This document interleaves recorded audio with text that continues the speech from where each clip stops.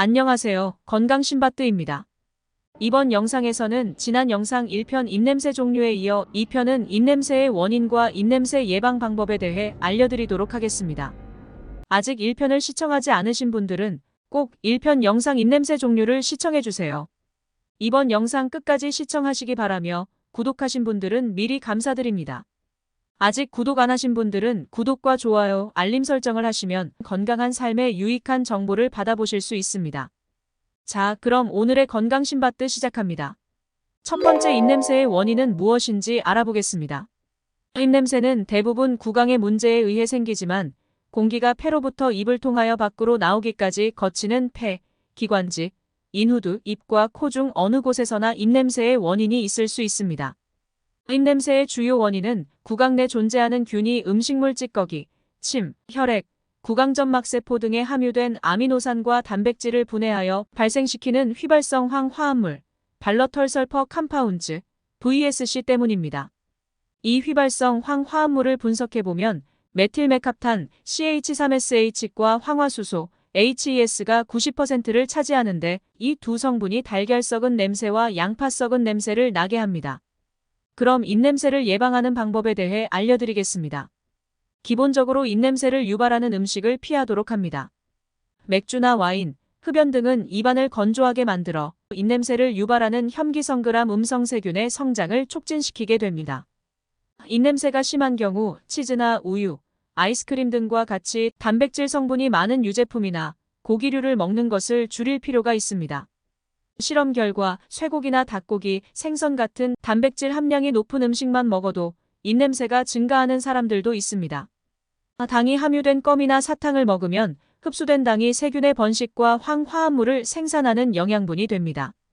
또한 입안의 다른 세균들이 당 결합체를 만들어서 치아와 잇몸 주변에 두꺼운 치태를 만들어내며 이것은 결국 치아 우식증과 잇몸 질환을 일으킬 수 있습니다.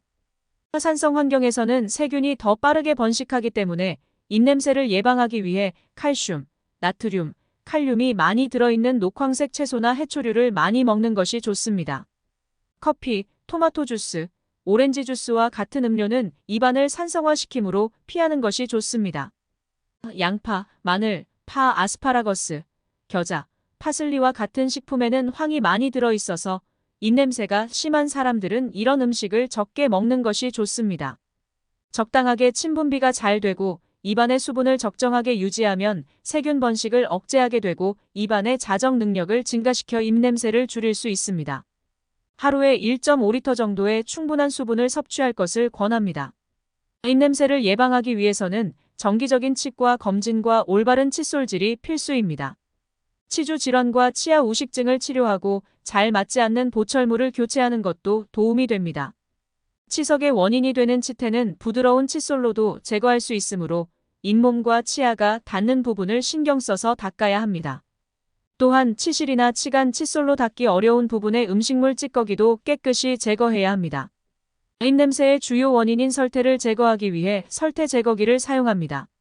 하루에 2번 혀 뒷부분에서 앞부분으로 부드럽게 3회에서 4회 닦는 것이 좋습니다. 그러나 너무 세게 혀를 문지르거나 너무 자주 닦으면 염증이 생기거나 미뢰세포가 손상될 수 있으니 조심해야 합니다. 여기서 잠시 여러분들이 처음 들어보는 미뢰세포에 대해서 알고 가도록 하겠습니다. 미뢰세포란 미뢰는 지지세포, 미각세포, 기저세포 세 종류의 상피세포로 이루어져 있는데요. 미각세포는 지지세포 사이사이에 위치하는데 이들 세포 때문에 미뢰는 둥근 꽃봉오리 모양을 띈다고 합니다.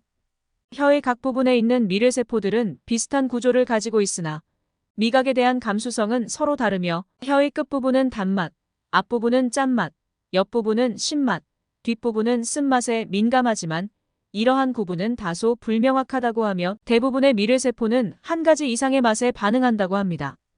우리는 평소 시중에서 판매되는 각종 구강 청결제 마우스 린스를 사용하는데요. 이 또한 사용하기는 편하지만 입냄새를 잠시 없애주는 역할만 할 뿐 지속적인 치료 효과는 없습니다. 특히 에탄올이나 항균 성분이 들어있는 제품을 오용하게 되면 오히려 입냄새가 악화될 수 있습니다.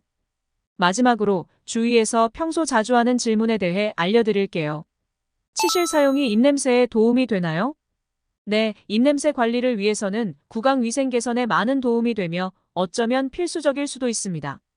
이는 치실을 사용하는 것이 구강 위생뿐만 아니라 우리가 걱정하는 입냄새 개선에 많은 도움을 줄 수 있습니다. 설태 제거기 혀 클리너는 어떤 형태, 언제, 어떻게 사용하는 것이 도움이 되나요? 설태 제거기를 사용할 때는 하루에 2번 혀의 뒷부분에서 앞부분으로 약 3회에서 4회 정도 부드럽게 닦으면서 설태를 제거하는 것이 좋습니다.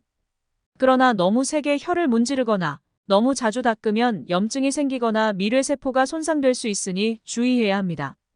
구독자 여러분, 주위 사람들에게 불쾌감을 주는 입냄새, 오늘부터 예방을 위해 실천해보는 건 어떨까요? 오늘 영상이 도움되셨다면 주변의 소중한 분들께도 공유해주세요. 구독과 좋아요, 알람 설정까지 하시면 다음번에도 유익한 신바트 건강 정보를 받아보실 수 있습니다. 그럼 구독자 여러분, 오늘도 건강하고 행복한 하루 보내세요.